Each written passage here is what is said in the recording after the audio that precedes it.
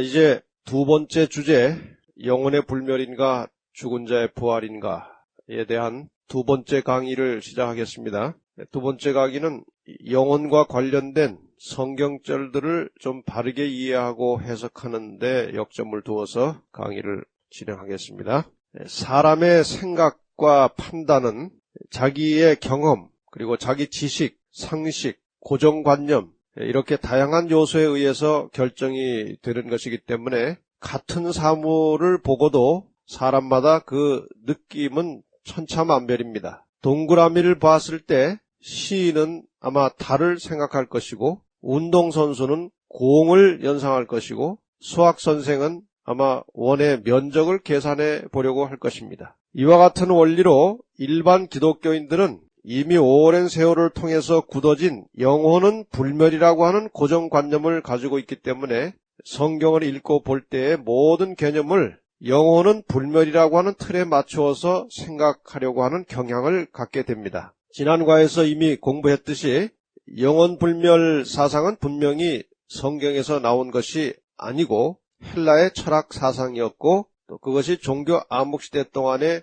교리화된 비성서적 관념일 뿐입니다. 뿐만 아니라 기독교 신앙의 본질이라고 할 만큼 중요한 이 부활의 신앙과는 정면으로 배치되는 가르침인데도 불구하고 좀처럼 대부분의 기독교인들이 머릿속에서 영혼 불멸 사상을 지우지 못하고 있는 것은 정말 참 안타깝기도 하고 신비한 일이기도 합니다. 사람의 고정관념이라고 하는 것이 이렇게 무서운 것입니다. 성경의 내용 중에는 죽은 자의 영혼이 별개로 존재하는 것처럼 생각나게 하는 구절들이 꽤 많이 있습니다. 그러나 그런 것은 번역상의 문제 혹은 고정관념이나 편견의 문제지, 성경 전체는 언제나 동일하게 분명한 답변을 저희에게 줍니다. 영혼은 결코 별개로 존재할 수 없다는 것이며, 인간은 죽음으로 모든 것이 소멸됐다가 부활과 함께 다시 존재할 수 있다는 것입니다. 그래서 이번 과에서는 주로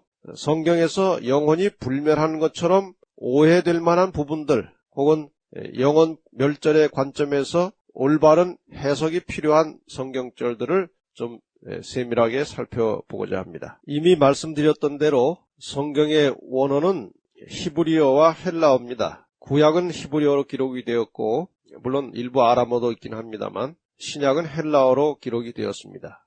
그리고 모든 성경은 필사, 베끼는 것이죠. 직접 써서 필사와 번역으로 이어져 내려온 것입니다. 이 성경 번역 사업은 주로 종교개혁시대 이후로 크게 발전됐는데 1000년 이상 이미 가톨릭의 지배를 받아왔기 때문에 이미 영혼불멸 사상과 그 가톨릭 교리에 물이 많이 들어있던 번역자들이 그 영향을 받지 않을 수 없었을 것입니다. 물론 번역자들 중에도 틴덜이나 루터 같이 영혼불멸 사상을 철저히 배격하는 사람들도 있었지만 대부분의 번역자들은 그 영혼불멸이라고 하는 영향권 아래에 있었던 것이 사실입니다. 그래서 그 사람들은 성경 원어를 취급할 때에 자신들의 기존 개념, 즉 영혼은 불멸한다는 사상에 기초해서 성경을 번역할 때 사용하는 단어들을 선택했던 것입니다.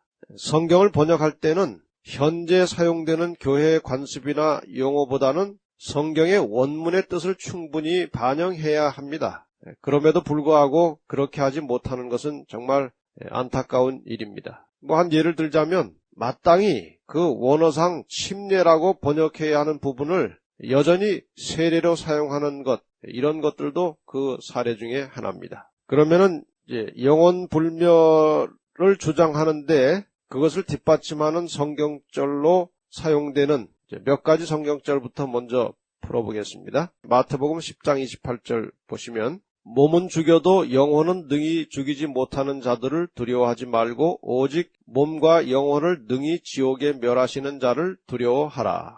여기 보면은 영혼을 능히 죽이지 못한다고 단어가 그렇게 나와 있습니다. 이 마태복음 10장은 주로 그리스도인들이 당하는 핍박에 대한 말씀입니다. 핍박하는 자들은 그리스도인들에게 육체적 고통을 가할 수는 있지만 그리스도인들의 마음속에서 신앙심을 빼앗을 수 없습니다. 그러나 하나님은 몸과 영혼을 능히 지옥에 멸하실 수 있다고 기록되어 있지 않습니까? 사람은 인간의 정신이나 신앙심을 말살시킬 수 없지만 하나님은 그것까지도 멸하실 수 있는 분입니다. 마태복음 10장 28절의 말씀은 하나님에 의해서 영혼도 멸절되는 것으로 표현하고 있습니다. 그런데 사실상 이 위 성경절 이 말씀은 거기 영혼이라고 번역된 원어 푸시케라고 하는 말을 영혼으로 할 것이 아니라 마음이나 혹은 정신으로 번역해야 마땅한 것입니다. 몸은 죽여도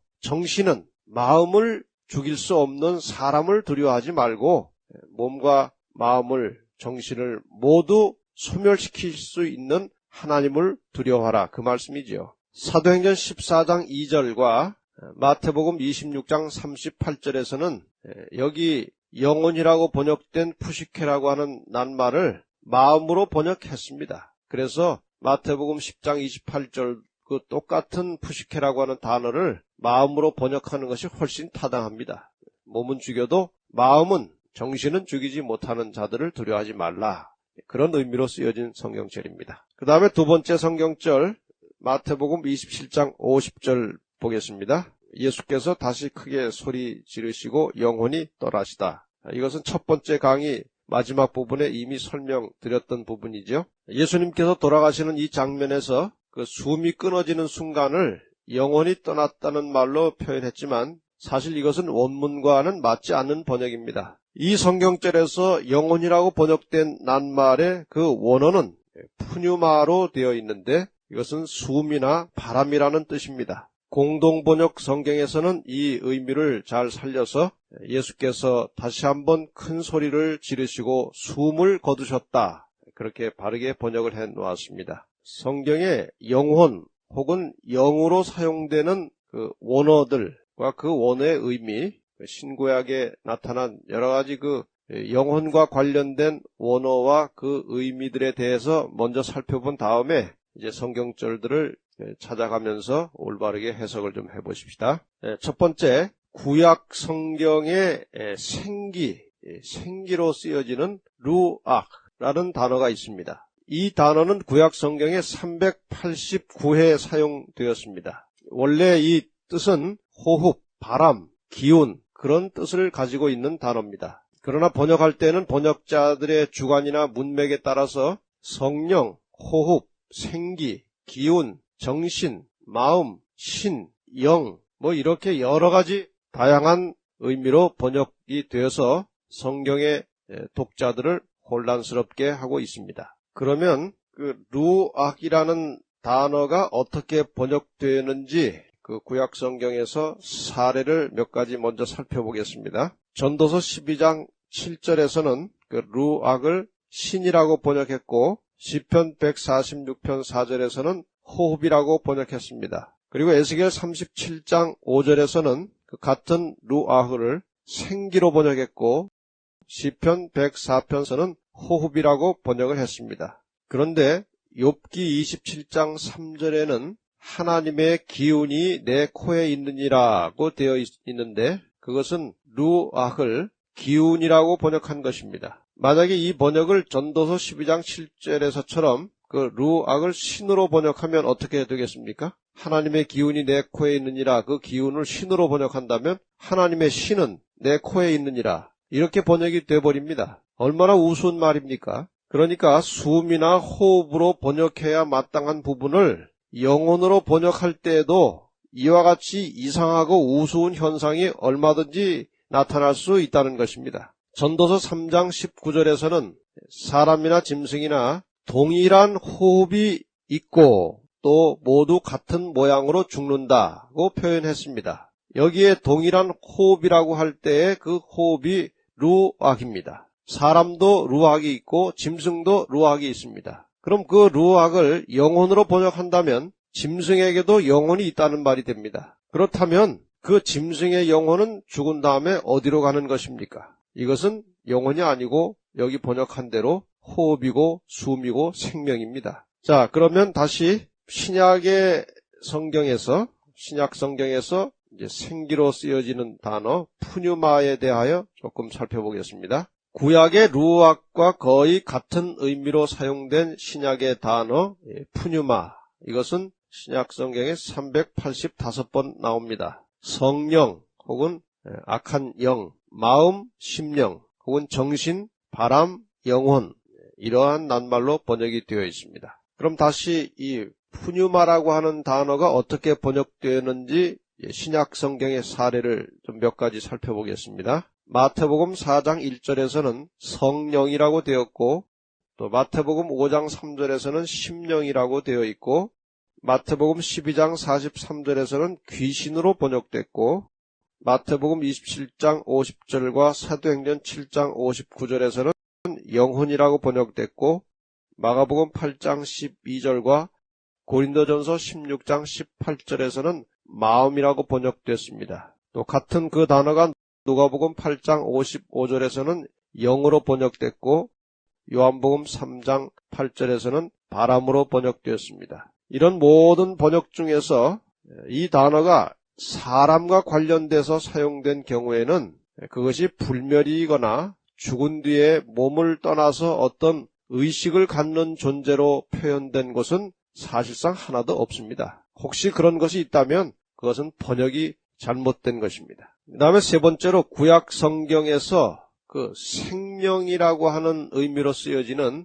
네펫이라는 단어를 살펴보겠습니다. 이 단어는, 이 네펫이라고 하는 단어는 생명, 영혼과 같은 낱말로 번역이 됐는데 구약에 754회 나옵니다. 그 중에서 22번은 새나 물고기나 짐승 같은 것을 가리켰고 7회는 7번은 사람과 짐승을 동시에 가리켰습니다. 원래는 이 단어가 호흡이나 생명이라는 뜻을 가지고 있지만 상당히 많은 경우에 영혼이라고 번역되어 있습니다. 그러면 이 네펫이라고 하는 단어가 어떻게 번역이 되었는지 구약의 사례들을 몇 가지 살펴보겠습니다. 창세기 9장 4절과 시편 56편 6절에서는 생명으로 번역이 되었고 창세기 12장 13절에는 목숨으로 번역이 됐습니다.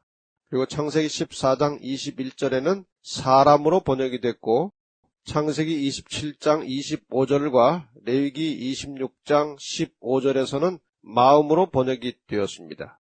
또 같은 단어 네펫이가 창세기 35장 18절과 시편 57편 4절에서는 혼으로 번역됐고 레위기 11장 46절에는 기어다니는 것, 그리고 레위기 24장 18절에서는 짐승, 또 민수기 6장 6절에서는 채, 이 몸 할 때 채입니다. 채로 번역됐고 민수기 9장 6절에서는 시체로, 그리고 시편 49편 15절과 62편 5절에서는 영혼으로 번역이 되어서 정말 다양하게 여러 가지 많은 단어로 번역이 되었습니다.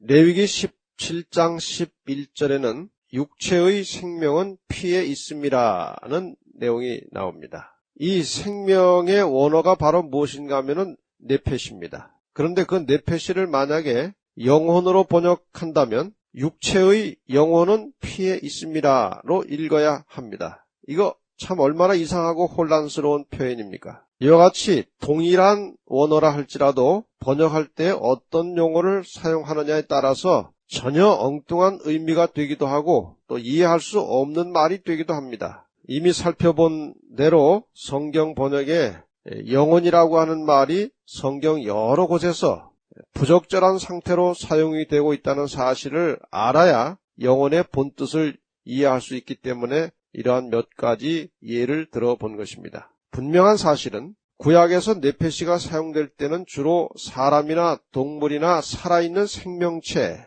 때로는 생명 자체를 가리키는 것이었습니다. 결코 이 네펫이가 인간 속에 있는 어떤 독립적인 본질로서 죽을 때 몸을 떠나서 별개로 존재하는 무슨 귀신 같은 불멸의 혼백이 아니라는 것입니다. 성경 전체를 아무리 다 들춰봐도 영혼이 몸을 떠나서 별개로 존재한다는 개념은 찾을 수가 없습니다. 네 번째로 신약 성경의 생명으로 표현되는 푸시케라고 하는 단어에 대해서 좀 살펴보겠습니다. 이 살아있는 생명체에 해당하는 헬라어 단어는 좀 전에 말씀드린 푸시케인데 신약성경에 105회 나옵니다.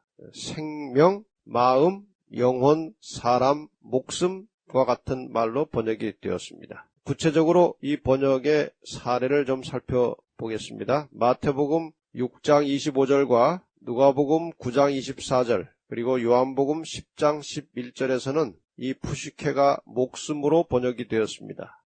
그리고 마태복음 26장 38절에서는 마음으로 번역됐고 누가복음 1장 46절과 사도행전 2장 27절 그리고 히브리 6장 19절에서는 영혼으로 번역이 되었습니다. 누가복음 6장 9절에서는 생명으로, 사도행전 2장 43절에서는 사람으로, 그리고 로마서 2장 9절에서는 영으로 번역됐습니다. 이렇게 푸시케라는 한 단어가 경우에 따라서 문맥에 따라서 이처럼 다양하게 번역이 되고 있기 때문에 어떤 단어를 선택해서 집어넣느냐에 따라서 문장의 내용과 의미가 전혀 달라질 수도 있기 때문에 아주 이 단어 하나하나를 진지하고 심사숙고하게 선택을 해야 하는 것입니다. 어쨌든 이 영혼과 관련된 단어가 신구약 성경 전체에 걸쳐서 1658회가 나옵니다. 이미 말씀드렸던 대로 이 1658회 중에 어느 한 곳도 한 번도 그것이 사람이 죽을 때에 몸을 떠나서 별개로 존재하는 것으로 쓰여진 곳은 없습니다. 이러한 단어들은 마땅히 호흡이나 숨 혹은 살아있는 생물, 사람, 마음 혹은 인격체, 감정을 표현하는 인격체, 또 문맥에 따라서는 성령이나 악령 등으로 번역되어야 하는 것이지 몸을 떠난 영혼으로 번역될 수 있는 부분은 하나도 없습니다. 그런데 영혼 불멸의 배경을 가지고 있는 사람들이 번역할 경우에는 자주 그것이 마치 불멸인 것처럼 번역을 해서 사람들에게 혼란을 주고 있는 것입니다. 반복되는 말씀이지만 성경 자체에는 영혼 불멸 사상은 그림자도 나타나지 않습니다. 그러나 이제 그 영혼 불멸의 배경을 가지고 있는 사람들이 성경을 번역한 결과 마치 어떤 성경절들은 사람이 죽으면 몸에서 영혼이 분리되어서 별개로 존재하는 것처럼 느껴지게 하는 그런 구절들이 덜어 있습니다. 그래서 그런 것들을 몇 가지 간추려서 올바른 해석을 하고 또 바른 이해를 했으면 좋겠습니다. 첫 번째 성경절은 전도서 12장 7절입니다. 흙은 여전히 땅으로 돌아가고 신은 그 주신 하나님께로 돌아가기 전에 기억하라. 여기에서 이 신은 신이라고 번역된 이 말은 히브리어로 루악입니다. 이것은 본래 바람이라는 뜻입니다. 이 단어가 의미하는 것은 호흡이나 생명입니다. 그래서 현대어 성경, 성서교재 간행사에서 나온 1991년에 나온 현대어 성경에서는 이 전도서 12장 7절의 말씀을 이렇게 번역해 놨습니다. 그때가 되면 흙에서 온 내 몸은 흙으로 돌아가고 내 생명은 그것을 주신 하나님께로 돌아갈 것이다. 이렇게 번역했습니다. 이 히브리어 문체에서 히브리 문체에서 호흡이 하나님께로 돌아간다고 하는 것은 죽음에 대한 관용적인 표현입니다. 그것이 호흡이 하나님께로 돌아간다는 말이 영혼이 분리돼서 별개로 돌아다닌다는 말이 절대로 아닙니다. 그래서 이 지금 첫 번 성경절 흙은 여전히 땅으로 돌아가고 신은 그 주신 하나님께로 돌아간다는 말이 그 신이 영혼이 아닙니다. 그것은 히브리 이 문체에서 호흡이 그 주인인 하나님께로 돌아간다. 죽는다고 하는 말에 대한 관용적인 표현일 뿐입니다. 우리 한국말 표현에도 죽음에 대한 묘사가 많이 있지 않습니까? 돌아가셨다, 소천하셨다, 숨을 거두셨다, 사망하였다. 이런 여러 가지 다양하게 죽음을 표현하듯이 히브리 문학적으로 신이 하나님께로 돌아갔다는 말은 죽었다는 말입니다. 그래서 흙은 여전히 땅으로 돌아가고 신은 그 주신 하나님께로 돌아가기 전에 기억하라는 말은 간단하게 하면 죽기 전에 기억하라 그 말입니다. 두 번째 성경절은 요한계시록 6장 9절과 10절입니다. 계시록 6장 9절 10절 내용을 한번 읽어보겠습니다. 여러분 교재는 118페이지입니다. 다섯째 인을 떼실 때에 내가 보니 하나님의 말씀과 저희의 가진 증거를 인하여 죽임을 당한 영혼들이 제단 아래에 있어 큰 소리로 불러 가로되 거룩하고 참되신 대주제여 땅에 거하는 자들을 심판하여 우리 피를 신원하여 주지 아니하시기를 어느 때까지 하시려나이까 하니, 여기 제단 아래 영혼들이라는 말이 나옵니다. 제단 아래 있는 영혼들이 도대체 무엇이냐? 이 본문 내용이 실제적인 것이 아니라는 것은 상식에 속하는 것입니다. 창세 이후로 순교한 모든 사람의 영혼들이 제단 아래 모여 있다는 것은 전혀 합당한 생각이 아니죠. 계속해서 11절에 보면 그들에게 흰 두루마기를 주셨다고 되어 있습니다. 육체가 없는 영혼들에게 두루마기를 줄 필요가 없습니다. 그것은 상징적인 것입니다. 이것은 어디까지나 실제로 제단 아래 영혼들이 모여 있다는 말이 아닙니다.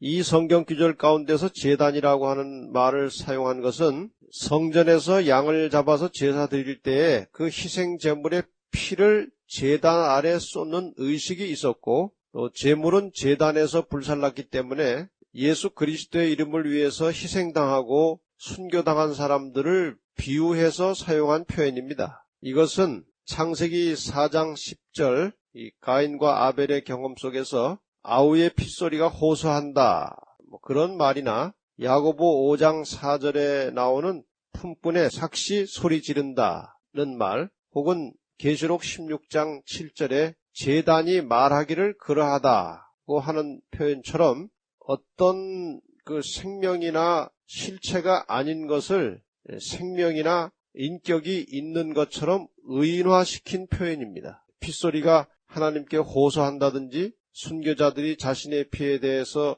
신원해 주기를 호소한다는 것은 하나님께서 순교자들의 죽음을 주목하고 계시고, 또 하나님의 백성을 박해하는 일에 대해서 하나님의 심판이 임박해 있음을 이 의인법으로 표현한 것입니다. 그리고 대체로 순교자들은 순교할 때에 박해자들을 저주하거나 원망하거나 탄원하지 않고 예수님처럼 그들을 위해서 기도했습니다. 스데반도 그렇게 했죠. 사도행전 7장 60절에. 그래서 지금 이 계시록 6장 9절과 10절은 실제 상황이 아니고 상징적으로 쓰여진 것임을 아셔야 합니다. 세 번째 성경절은 고린도서 5장 8절입니다. 우리가 담대하여 원하는 바는 차라리 몸을 떠나 주와 함께 거하는 그것이니라. 여기 사도 바울이 몸을 떠나 있기를 원한다는 것이 무슨 말입니까? 이 성경절과 그 전후 문맥은 현대어 성경에 보면 아주 이해하기가 쉽게 되어 있습니다. 바울은 우리가 지금 가지고 있는 육체가 죽으면 하늘에 있는 새로운 몸, 곧 영원한 집을 갖게 될 것이라고 말하고 있습니다. 고린도서 5장 2절과 4절을 먼저 보면 우리는 이미 이 세상살이에서 지쳐 신음하며 새 옷을 갈아입듯 하늘의 몸을 입게 될 날을 손꼽아 기다립니다. 그것은 우리가 몸이 없는 영으로만 살 수 없기 때문입니다. 이 땅에서 이 몸을 입고 살아가면서 힘들어 신음하지만 그렇다고 해서 죽기를 바라는 것은 아닙니다. 다만 새로운 몸 입기를 간절히 바랄 뿐입니다. 그리하여 이 죽을 몸이 영원한 생명을 덧입기를 바라는 것입니다. 이렇게 기록되어 있습니다. 바울은 죽음에 굴복하는 이 현재 지금의 육체를 벗고 영원한 집, 곧 영원한 육체를 언제 갖게 되기를 소망하고 있었습니까? 죽은 직후에 갖게 되는 것입니까? 아닙니다. 바울은 분명히 고린도전서 15장 52절로 54절에 이와 같이 말하고 있습니다. 나팔소리가 나매 죽은 자들이 썩지 아니할 것으로 다시 살고 우리도 변화하리라. 이 썩을 것이 불갑을 썩지 아니할 것을 입겠고 이 죽을 것이 죽지 아니함을 입으리로다. 이 썩을 것이 썩지 아니함을 입고 이 죽을 것이 죽지 아니함을 입을 때에는 사망이 이김의 삼킨 바 되리라고 기록된 말씀이 응하리라. 바울은 분명히 재림의 때에 지금의 육체를 벗고 영원한 육체를 얻게 될 것이라고 확신하고 있었습니다. 그러므로 이 고린도 후서 5장 8절에서 몸을 떠난다는 것은 죽음을 뜻하는 것이고, 주와 함께 거한다는 것은 재림 때에 죽은 자가 썩지 아니할 몸으로 부활하고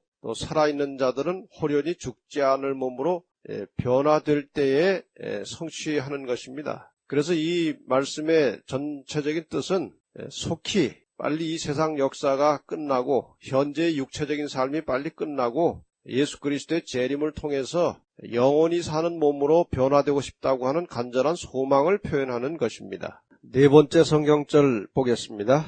데살로니가전서 4장 14절입니다. 우리가 예수에 죽었다가 다시 사심을 믿을진대 이와 같이 예수 안에서 자는 자들도 하나님이 저와 함께 데리고 오시리라. 이 말씀을 가지고 하나님이 저와 함께 데리고 오시리라 는 말을 가지고 예수님께서 재림하실 때에 구원받아서 하늘에 있던 영혼들을 이 땅에 육체와 부활시키기 위해서 데리고 오신다고 잘못 생각하는 사람들이 있습니다. 우선 내용을 잘 살펴보시면 예수에 죽었다가 사심을 믿을진대, 이 말은 예수께서 부활하신 것을 믿는다면 예수 안에서 자는 자들도, 예수 안에서 죽어있던 자들도 부활할 수 있다는 사실을 믿을 수 있다는 것입니다. 그런데 끝에 데리고 오시리라고 하는 말 때문에 이제 오해가 되어 있습니다. 우선 이것을 혹시 하늘에서 구원받아서 하늘에서 있던 영혼들을 데리고 내려오는 것이라고 한다면 그 앞에 있는 말하고 연결이 안 됩니다. 예수 안에서 자는 자들도 하나님이 저와 함께 데리고 오시리라 했으니 만약에 영혼이 이제 하늘에 있다가 예수님께서 데리고 오신다면 영혼이 하늘에서 잠자고 있다는 뜻이기 때문에 그것은 이 성경의 앞뒤와 전혀 내용이 맞지 않습니다. 그러면 데리고 오신다는 말이 무엇일까? 그것만 해결하면 이 성경절은 아주 쉽게 해결이 됩니다. 여기 데리고 오시리라고 하는 말은 헬라어로 악세이라고 되어 있습니다. 악세인데 이 악세이라는 말을 다른 헬라어 사전에서 찾아보면 가다, 데리고 가다, 인도하다, 안내하다, 데리고 오다 이러한 뜻을 가지고 있습니다. 그러니까 데리고 오다라고 해도 되고 데리고 가다 해도 됩니다. 그래서 이 말씀을 문맥에 맞추어서 성경을 제대로 번역하면 악세이라고 하는 말은 데리고 오다는 말보다 데리고 가다는 말이 훨씬 더 자연스럽습니다. 다행히 현대어 성경에 보면 올바른 해석이 나와 있습니다. 현대어 성경에 보면 그러므로 예수께서 다시 오실 때에 이미 죽어서 세상을 떠난 모든 그리스도인도 하나님께서 예수와 함께 생명의 나라로 데려가실 것을 믿습니다. 이것이 사실 원어나 문맥상 훨씬 합당한 번역입니다. 다섯 번째 성경절입니다. 전도서 3장 21절 인생의 혼은 위로 올라가고 짐승의 혼은 아래 곧 땅으로 내려가는 줄을 누가 알랴. 이 말씀을 가지고 전도서에서는 인생의 혼은 위로 올라간다고 하지 않았습니까? 이렇게 질문하는 사람들이 있습니다. 우선 그 말 자체가 원래 영혼불멸설을 믿는 사람들의 입장에서 봐도 잘못된 것입니다. 인생의 혼이라고 다 위로 올라간다고 말하지 않죠. 선한 영혼은 천당에, 악한 영혼은 지옥에 그렇게 분별하지 인생의 혼이 무조건 다 위로 올라간다고 하지 않습니다. 어쨌든 좀 설명을 해보십시다. 이 본문의 내용은 인생의 혼은 위로 올라가고 짐승의 혼은 아래 곧 땅으로 내려가는 줄을 누가 알랴 그렇게 되어 있습니다. 누가 알랴라는 말은 아무도 모른다는 뜻입니다. 공동번역 성경에 보면 이 내용을 사람의 숨은 위로 올라가고 짐승의 숨은 땅속으로 내려간다고 누가 장담하랴. 여기서는 숨이라고 번역했습니다. 현대어 성경에 보면은 인간의 영은 위로 올라가고 짐승의 영은 저 깊은 땅속으로 들어간다는 것을 누가 자신 있게 말할 수 있단 말인가. 여기서는 또 영으로 번역을 했습니다. 이제 원래 이 본문에는 혼이라고 되어 있는데 이 혼은 루악입니다. 여러 차례 나왔던 단어죠. 루악인데 공동번역 성경에는 숨이라는 말로 올바르게 잘 번역이 되어 있습니다. 만약 이것이 죽은 사람의 혼을 말하는 것이라면 그 뒤에 나오는 짐승도 혼이 있다는 말이 되고 땅속에는 짐승의 혼이 가득 차 있다는 말인데 도무지 그것은 말이 앞뒤가 맞지 않습니다. 이 성경절 전에 나오는 전도서 3장 18절에 보면 사람이 짐승보다 다름이 없는 줄을 깨닫게 하려 하심이라고 했습니다. 그리고 20절에는 다 흙으로 말미암았으므로 다 흙으로 돌아가나니 다 한 곳으로 가거니와 그렇게 기록되었습니다. 그 다음에 이제 21절이 나오는 것입니다. 그래서 이 말씀은 사람과 짐승의 숨이 각각 다른 곳으로 간다는 생각은 잘못된 것이라는 점을 우리에게 가르쳐주면서 짐승과 사람의 죽음이 같다는 것을 강조하고 있는 것입니다. 다음 과에서 다시 설명을 하겠습니다만, 짐승은 단지 짐승 같은 기능을 하도록 만들어진 것이고, 사람은 하나님의 형상을 따라서 창조된 다음에 하나님과 교제하면서 하나님을 신뢰하고 그분을 사랑하도록 만들어졌습니다. 그리고 하나님께서 생명의 기운을 불어 넣으심으로 각각의 기능이 시작된 것이죠. 그래서 생기만 빠지면 짐승이나 사람이나 그 본래 재료인 흙으로 돌아가는 것입니다. 여섯 번째 성경절을 보겠습니다. 빌립보 1장 23절 24절. 내가 그 두 사이에 끼었으니 떠나서 그리스도와 함께 있을 욕망을 가진 이것이 더욱 좋으나 그러나 내가 육신에 거하는 것이 너희를 위하여 더 유익하니라. 여기 사도 바울이 말한 떠나서 그리스도와 함께 있을 욕망이라고 하는 것이 무엇입니까? 하는 질문이죠. 빌립보서는 바울이 로마에 1차 투옥되었을 때에 감옥에서 쓴 편지입니다. 바울은 감옥에 갇혀있는 동안에 자기가 언제 죽을지 모른다는 생각을 가지고 있었을 것입니다. 2차 투옥 시에 기록한 디모데후서 4장 6절을 보면 나의 떠날 기약이 가까웠도다, 이런 말을 쓰고 있는 것을 볼 수 있습니다. 이것을 보면 감옥에 있는 동안에는 사도 바울이 언제나 죽음을 각오하고 있었던 사실을 알 수 있습니다. 두 사이에 끼었다고 하는 것은 곧 죽을 수도 있고 혹시 살 수도 있다는 말입니다. 바울 자신은 죽든지 살든지 별 지장이 없지만 빌립보 교인들에게 내가 육신에 거하는 것이 너희를 위하여 더 유익하니라고 한 것은 빌립보 교인들에게는 바울이 살아있는 것이 더 큰 용기가 될 수 있었기 때문에 그런 말씀을 하신 것입니다. 이미 한번 설명드린 것처럼 바울은 언제 주와 함께 있게 될 것인지를 누구보다도 확실히 알고 있었던 사람입니다. 그가 기록한 데살로니가전서 4장 16절로 18절에 보면 주께서 친히 하늘로 조차 강림하시리니 그리하여 우리가 항상 주와 함께 있으리라, 그렇게 말했습니다. 바울은 아주 분명히 말합니다. 만일 죽은 자가 다시 사는 것이 없으면 또한 그리스도 안에서 잠자는 자도 망하였으리니 만일 그리스도 안에서 우리의 바라는 것이 다만 금생뿐이면 모든 사람 가운데 우리가 더욱 불쌍한 자리라. 고린도전서 15장 16절로 19절에 있는 말씀입니다. 만일 사람이 죽어서 그 영혼이 즉시 하늘에 간다면 이 말씀을 바르게 이해하고 설명하는 것은 불가능합니다. 우리는 주님께서 우리를 데리러 오시는 재림의 때부터 주와 함께 있게 될 것입니다. 바울은 죽음을 앞두고 이렇게 말합니다. 디모데후서 4장 8절. 이제 후로는 나를 위하여 의의 면류관이 예비되었으므로 주 곧 의로우신 재판장이 그날에 내게 주실 것이니 내게만 아니라 주의 나타나심을 사모하는 모든 자에게니라. 사도 바울이 주와 함께 있을 날이라고 생각하고 있었던 그 날은 분명히 예수 그리스도께서 재림하실 때입니다. 일곱 번째 성경절입니다. 베드로전서 4장 6절. 이를 위하여 죽은 자들에게도 복음이 전파되었으니 이는 육체로는 사람처럼 심판을 받으나 영으로는 하나님처럼 살게 하려 함이니라.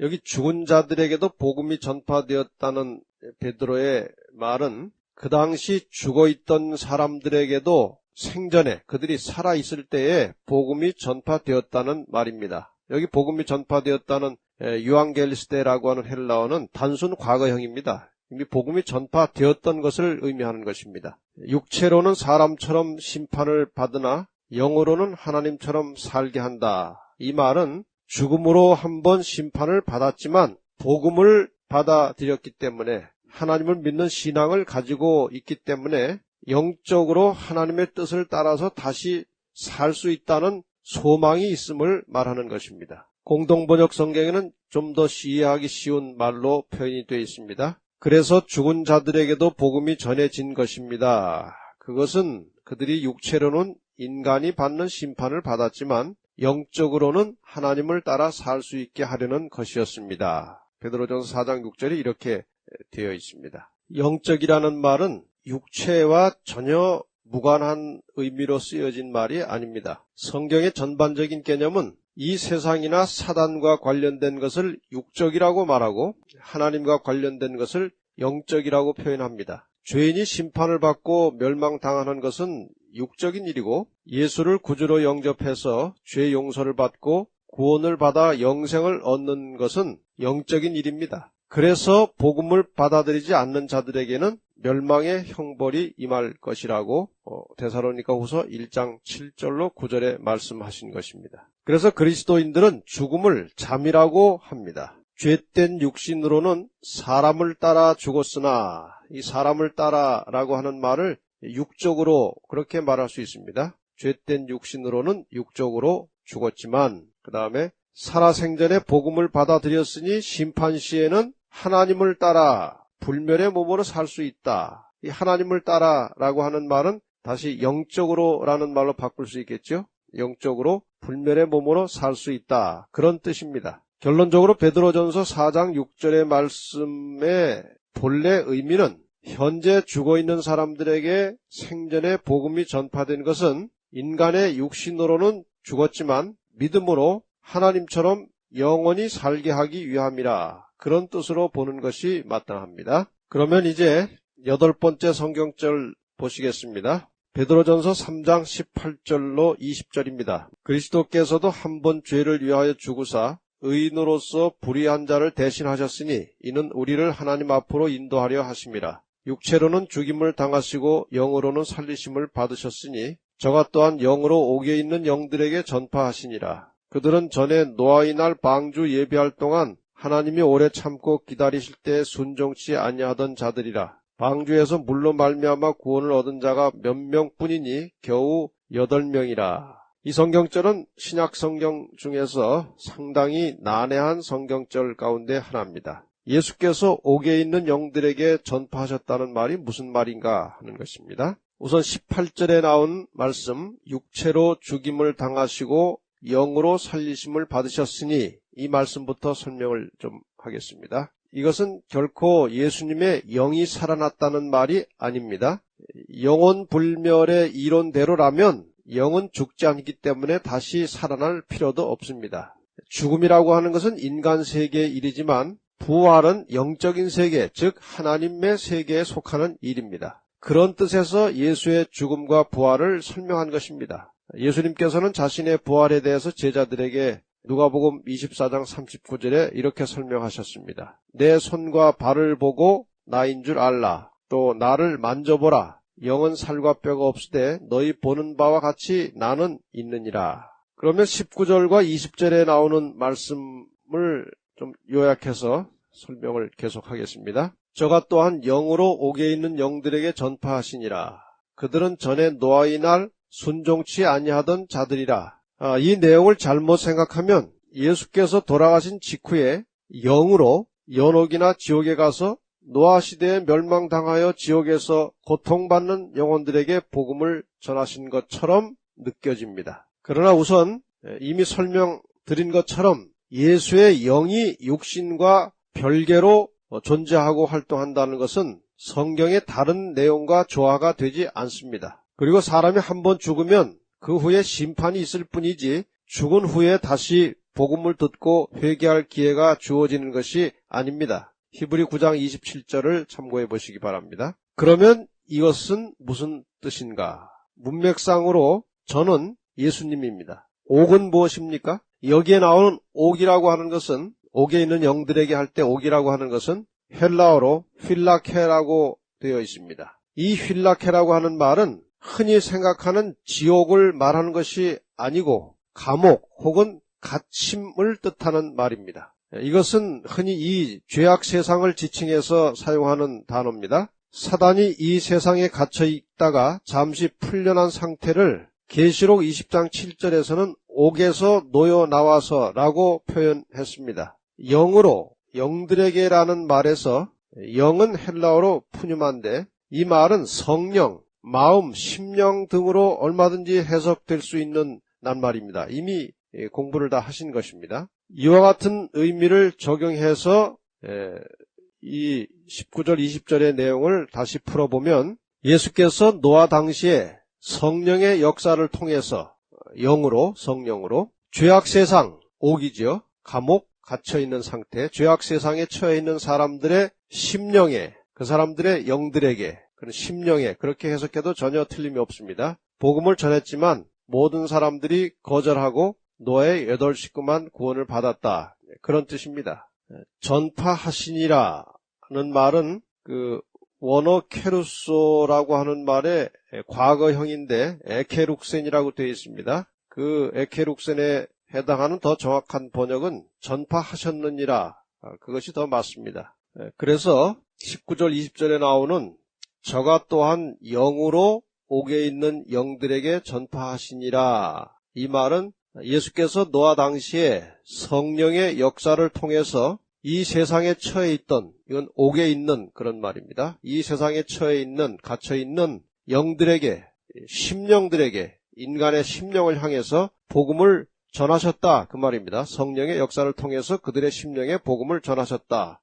그들이 누군가 하면은 그들은 전에 노아의 날 순종치 아니하던 자들이라. 그러니까 노아 당시에 그 악한 사람들에게도 예수 그리스도께서 성령의 역사를 통해서 저들의 심령에 복음을 전하셨다. 이렇게 해석하는 것이 합당합니다. 이 말씀을 하신 배경을 알면 좀 더 이해하기가 쉽겠습니다. 베드로전서는 소아시아 지역에 시험받는 성도들을 위로하기 위해서 기록된 편지서입니다. 그 당시 교회는 외부의 박해와 동시에 내부의 시련 때문에 상당히 많은 고통을 받고 있었습니다. 악인들이 득세하고 의인들이 고난당하는 것처럼 보였던 그런 시대였습니다. 그 당시 충성스러운 하나님의 백성들이 심히 흔들리고 있었기 때문에 예수님의 죽음과 부활을 통해서 그들을 위로한 다음에 노아 시대의 예를 들어서 구원의 복음을 듣고도 순종하지 아니하던 자들에게 아주 준엄한 심판이 있을 것을 경고하면서 끝까지 인내하고 충성을 다할 것을 격려하고 있는 것입니다. 9번째 성경절 보겠습니다. 데살로니가전서 5장 23절 평강의 하나님이 친히 너희로 온전히 거룩하게 하시고 또 너희 온 영과 혼과 몸이 우리 주 예수 그리스도 강림하실 때에 흠 없게 보존되기를 원하노라. 여기 사도 바울이 말한 영과 혼과 몸이 무엇인가 하는 것입니다. 역사 이래로 사람들은 인간의 구성 요소를 설명해 보려는 시도를 계속해 왔습니다. 어떤 사람들은 몸과 영 이렇게 이분법으로 설명한 사람들도 있고 또 어떤 사람들은 영과 혼과 몸 3분법으로 설명하려고 하는 사람들도 있습니다. 이외에도 여러 가지 복잡한 설이 많이 있겠습니다만 사실상 인간이라고 하는 것은 대단히 여러 가지 요소들이 아주 복잡하게 결합되어서 하나의 인격체를 이루고 있는 것이기 때문에 인간의 요소들을 정확하게 구분해서 설명하는 것은 불가능합니다. 사실상 이 성경절에서 사도 바울이 말하고 있는 영, 푸뉴마입니다. 혼, 푸시케, 그리고 몸, 소마 이런 것들이 굳이 사람의 어떤 구성 요소나 사람의 측면들을 분리해서 말하고자 하는 그런 목적이 아니고 예수 그리스도께서 재림하실 때에 그분의 재림을 맞이하기 위해서 준비하는 사람들에게 전인적인 준비를 권고하고 있는 것입니다. 우리의 정신이나 사상이나 감정이나 몸이나 모든 면에서 거룩함을 유지하면서 예수 그리스도를 만나서 그분과 함께 영원히 살 수 있도록 적합한 사람이 되도록 준비하자는 말씀입니다. 이제 여러분 이 영혼 불멸설에 대하여 가장 자주 사용하는 성경절 누가복음 23장 43절을 좀 살펴보겠습니다. 예수님 십자가 옆에 같이 못 박혀 죽었던 강도의 구원받은 이야기입니다. 누가복음 23장 43절 예수께서 이르시되 내가 진실로 내게 이르노니 오늘 내가 나와 함께 낙원에 있으리라 하시니라. 이 성경절을 가지고 예수님 십자가 옆에 같이 죽었던 그 강도가 구원을 받아서 그날 낙원으로 올라갔다는 것입니다. 과연 정말 이 성경절이 그런 뜻인지 좀 살펴보십시다. 우선 먼저 강도가 예수님께 요청한 내용이 무엇이었는지 살펴봐야 합니다. 강도가 어떻게 요청했을 때 예수님께서 이 대답을 하셨는지 누가복음 23장 42절에 보면 예수여 당신의 나라에 임하실 때에 나를 생각하소서. 강도는 이렇게 요청했습니다. 영어 성경은 상당히 꽤 정확하게 표현하고 있습니다. Today's English 버전에 보면 이 내용을 강도에 요청하는 내용을 이렇게 쓰고 있습니다. Remember me, Jesus, when you come as king. Remember me는 이제 기억해달라는 것입니다. Jesus, 예수님 저를 기억해 주십시오. When, 언제, 어떤 때, you come as king, 당신이 왕으로서 이 땅에 오실 때에 나를 기억해 달라, 그렇게 요청했습니다. 공동번역 성경에는 꽤 원어에 가깝게 풀이를 했습니다. 공동번역 성경에는 이 성경절을 예수님께서 왕이 되어 오실 때 저를 꼭 기억하여 주십시오. 분명히 강도의 요청은 죽자마자 당장 그 영혼을 천당으로 인도해 달라고 한 것이 아닙니다. 예수께서 왕으로서 이 땅에 오실 때에 구원해 달라고 요청한 것이죠. 언제 그분이 왕으로 오십니까? 그것은 의심할 여지 없이 예수님께서 재림하실 때입니다. 이 강도는 당장 구원해 달라고 한 것이 아니고 예수님께서 재림하실 때에 구원해 달라고 부탁한 것이었고, 예수님은 즉석에서 그 요청에 대하여 대답을 주셨습니다. 여기에서 많은 사람들이 이 오늘이라고 하는 말에 대해서 오해하고 있습니다. 오늘 내가 나와 함께 낙원에 있으리라.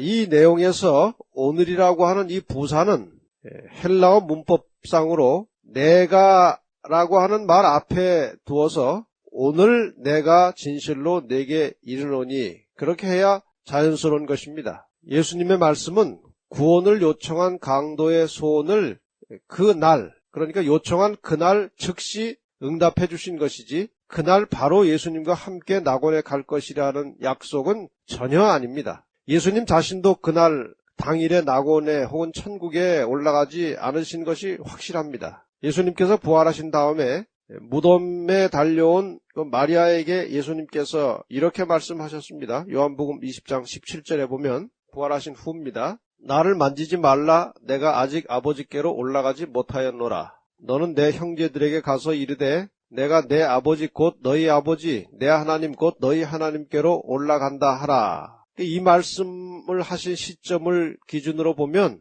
예수님 자신도 부활하시기 전까지는, 또 부활하신 후에도 그 마리아를 만난 그때까지 아직도 하나님께 올라가지 않으셨습니다. 그렇다면 그 구원받은 강도가 예수님보다 먼저 하늘로 갔을 리가 없습니다.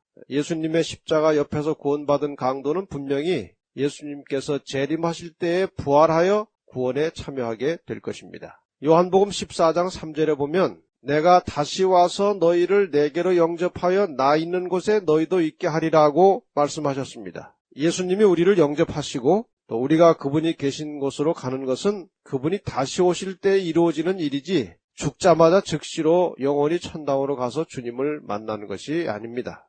엄연한 이 사실, 진실보다 그저 자기가 믿어온 대로, 믿고 싶은 대로 믿으려고 애쓰는 오늘날 수많은 사람들의 그 모습이 정말 안타깝습니다.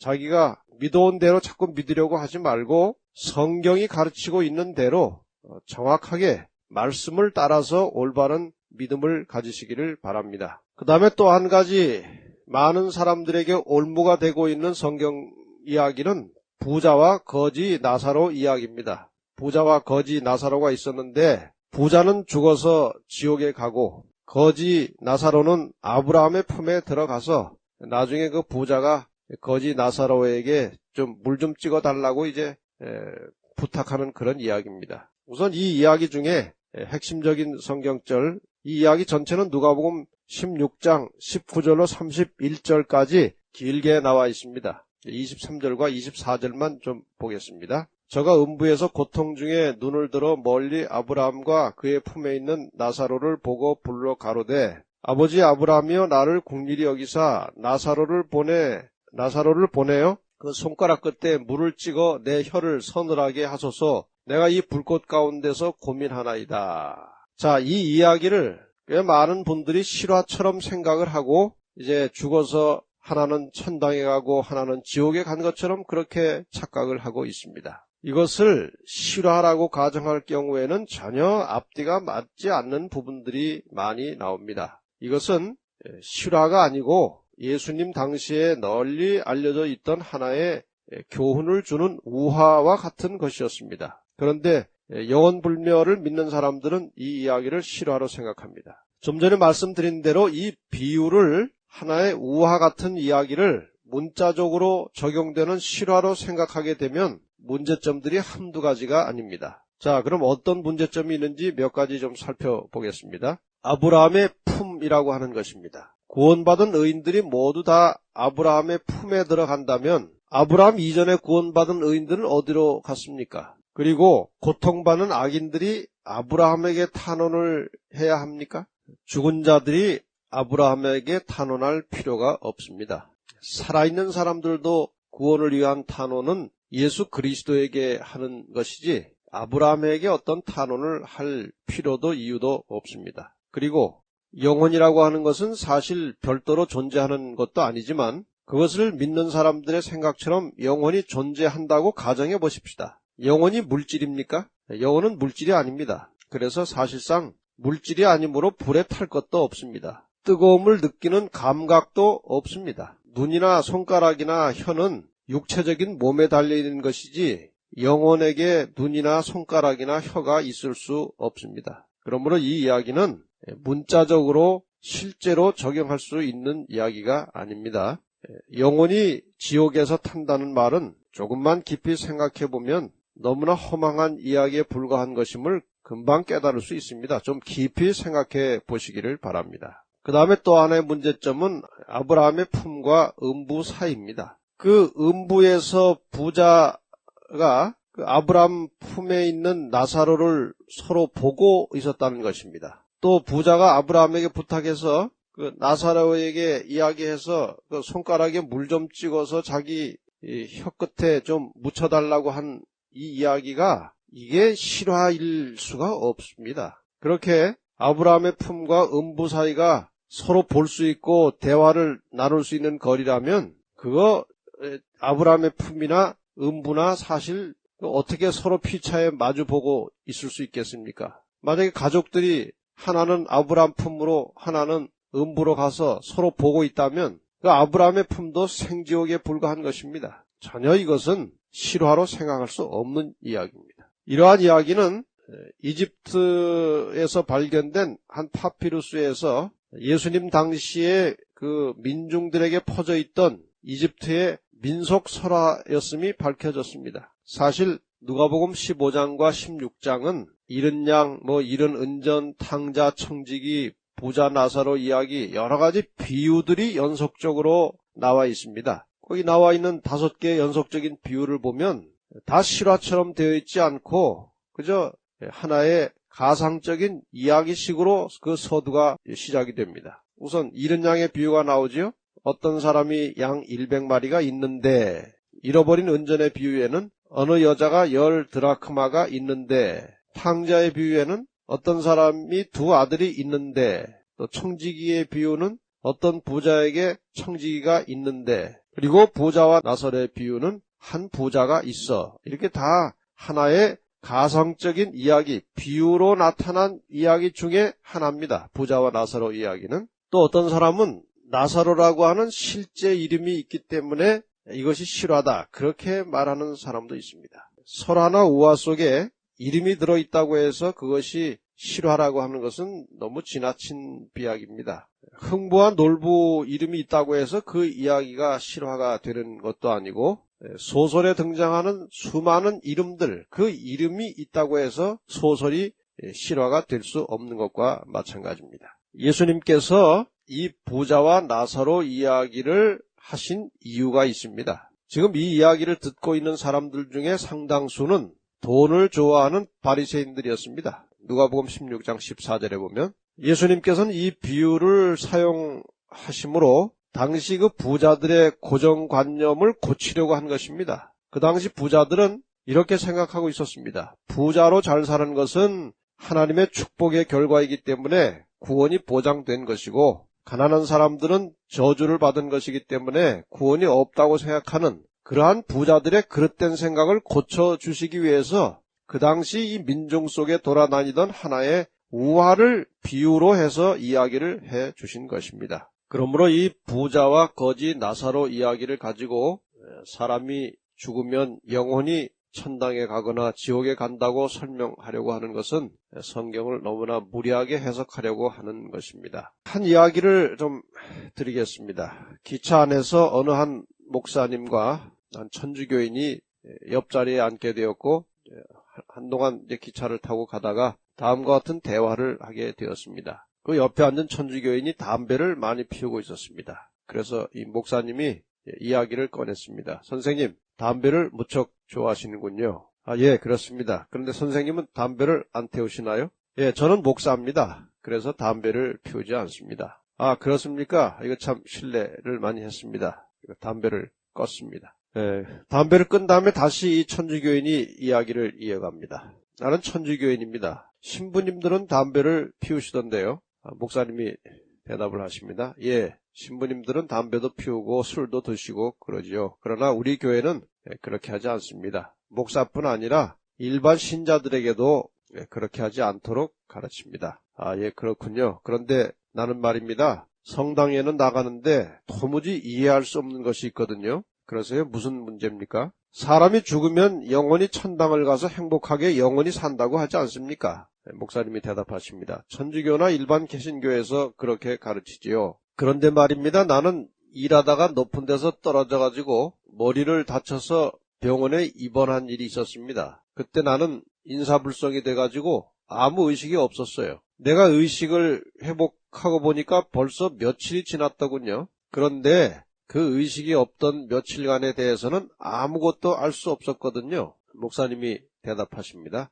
당연하지요. 다시 천주교인이 말하기를, 그런데 어떻게 사람이 죽었는데 영혼이라는 것이 의식을 가지고 산다는 말입니까? 내가 아직 숨이 붙어 있을 때도 의식이 없으니까 아무것도 모르는데 말입니다. 그렇잖아요? 이제 목사님이 설명을 하십니다. 선생님 의문이 참 합리적인 의문입니다. 오늘 저의 대답은 다릅니다. 하나님의 말씀인 성경이 무엇이라고 말씀하는지 아는 것이 중요합니다. 성경은 죽은 자는 아무것도 모른다고 했습니다. 그러므로 인사불성이 되어도 아무것도 모르는데 죽었는데 어떻게 무엇을 알 수 있다는 말입니까? 라는 의문은 올바른 것입니다. 성경은 사람이 죽으면 아무것도 모르고 예수께서 재림하실 때에 그 죽은 자들을 부활시켜서 하늘나라로 데리고 간다고 가르칩니다. 그래서 예수를 믿는 사람들은 예수님의 재림과 부활을 믿는 소망을 가지고 살아가는 것입니다. 그러므로 죽은 후에 그 영혼이 천당이나 지옥에 가서 행복이나 고통을 누리며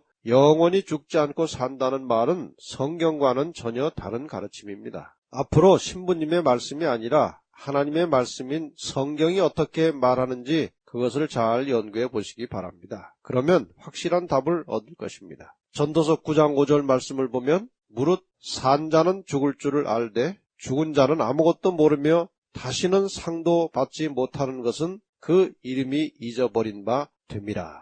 사람이 죽으면 그것으로 일단 모든 것이 끝입니다. 그러므로 사람이 죽으면 영혼이 몸과 분리되어서 그 분리된 영혼이 천당이나 지옥으로 간다고 믿고 있는 분들은 다시 한번 성경을 깊이 살펴서 성경이 말하는 이 인간의 본질에 대하여 좀 더 깊이 생각하고 연구해 보시기를 바랍니다. 이 두 번째 강의를 통해서 말씀드린 것처럼 성경에서 마치 영혼이 몸을 떠나서 영원히 살아있는 것처럼 표현된 것은 번역상의 오류입니다. 그것은 분명히 잘못된 사상이고 그 잘못된 생각이 우리의 신앙에 영향을 미치게 되면 우리의 신앙은 성경에 맞지 않는 오류의 기초를 둔 믿음이 되고 마는 것입니다. 성경 전체의 사상은 사람이 죽으면 아무것도 모른다고 가르칩니다. 우리의 영원한 구원과 생명은 예수 그리스도의 재림과 함께 시작되는 것입니다. 이미 영원불멸 사상과 그 교리에 오랫동안 길들여져서 있는 사람들에게는 올바른 성서적 가르침이 정서적으로 쉽게 용납이 되지 않을 것입니다. 그러나 영원불멸설에 기초한 구원관이라고 하는 것은 조금만 깊이 냉철하게 이성적으로 생각해보면 전혀 합당하지 않고 합리적이 아닙니다. 영혼이 천당에 갔다가 재림시에 다시 땅으로 내려와서 부활한 육체와 결합해서 또다시 하늘로 간다는 가르침은 정말 이해하기 곤란한 절차고 불합리한 교리입니다. 또 그렇다면 불타는 지옥에 있던 악인의 경우는 어떻게 되는 것입니까? 그 악인들이 지옥에서 다시 지상에 부활한 그 자기 육체와 결합하러 또 올라와야 합니까? 그런 것이 아닙니다. 여러분, 신앙이라고 하는 것은 정서와 느낌으로 만들어지는 것이 아닙니다. 사실과 진실과 진리가 신앙의 기초가 되어야 합니다. 내가 믿고 있는 신앙의 원리가 성경의 진리에 기초한 것인지, 또 역사적 사실에 맞는 것인지, 또 성경의 전체적인 내용과 조화가 되는지를 깊이 살펴야 할 때가 되었습니다. 자신의 영원한 운명이 달려있는 신앙을 남이 전해주고 남이 가르쳐준 교리에 의지해서는 안 됩니다. 스스로 생각하고 살펴볼 줄 아는 성숙한 신앙인의 자세가 필요합니다. 자, 그러면 이제 다음 과에서는 성경이 가르쳐주고 밝히 보여주는 인간의 본질은 무엇이고 실제적인 사람의 영원한 구원은 어떻게 이루어지는 것인지를 살펴보겠습니다. 이 두 번째 강의의 끝까지 잘 참여하시고 잘 경청해 주신 여러분들에게 감사드립니다. 이제 세 번째 강의에서 다시 만나겠습니다. 감사합니다.